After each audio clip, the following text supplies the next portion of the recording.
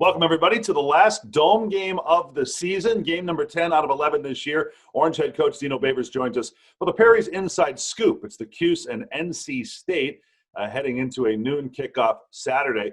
And so much going on this week, Coach, and we've always talked about this. Football and Thanksgiving closely linked. It's Thanksgiving week. It's a odd senior day. So this is one where the ceremony of it will take some getting used to for everybody.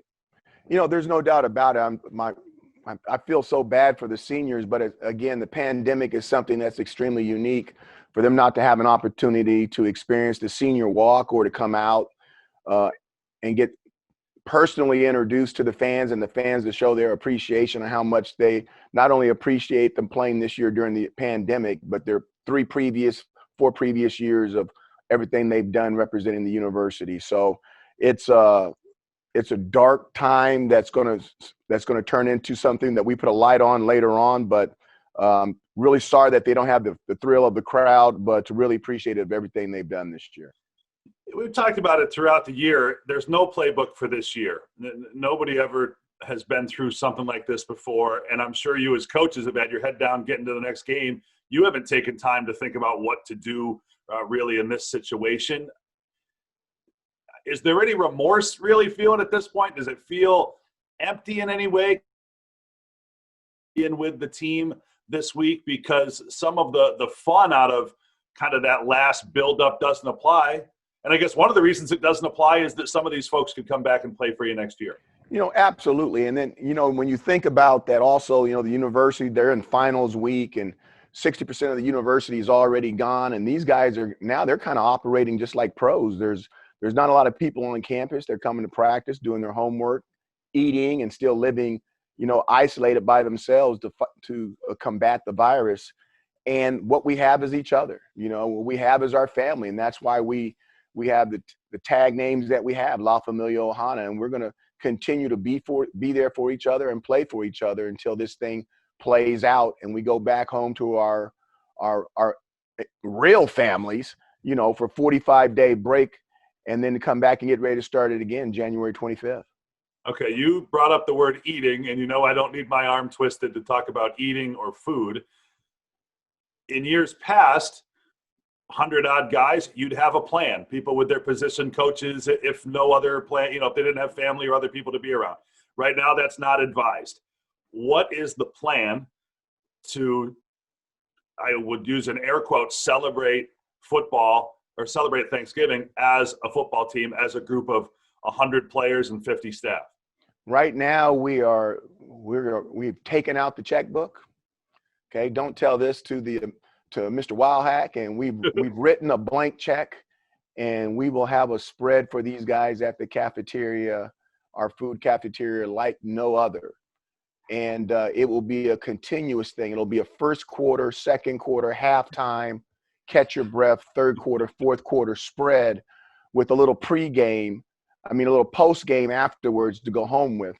And then if I still know the O-line and the D-line and some of these bigger cats, there'll be some trick-or-treaters knocking on the door of some of these coaches.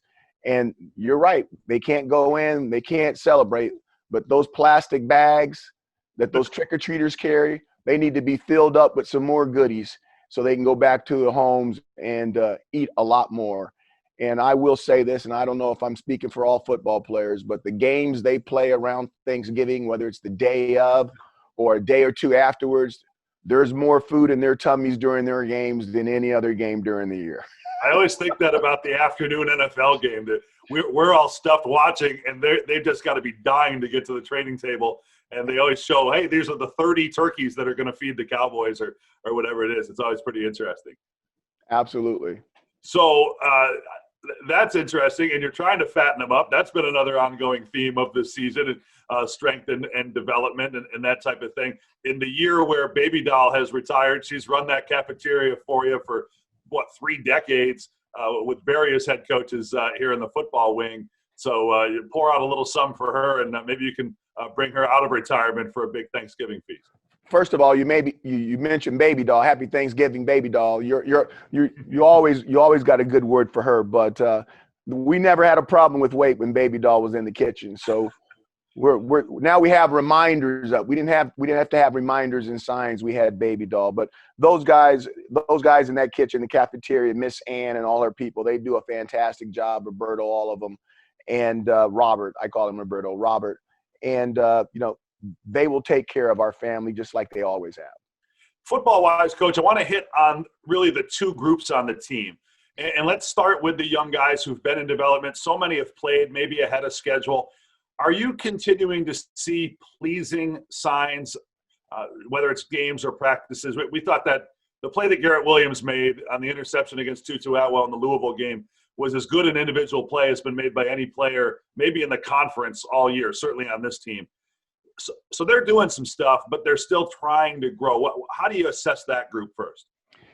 First of all, I think they're coming, and I agree with you, Matt. If you can find one play by one guy in a game that you go, wow, and it's one of those young kids, that's all coming to a theater near you down the road, that it's going to get better and better and better. What we don't have is the consistency. There's no doubt about that. What we don't have is the physicality that we need, and that's what happens when you get the huge age difference between a young man and a man. Someone growing into a man's body and someone's walking around with a man's body. So all that is going to happen with time. All that's going to happen with age. The bad will turn to good, and the darkness will become the light.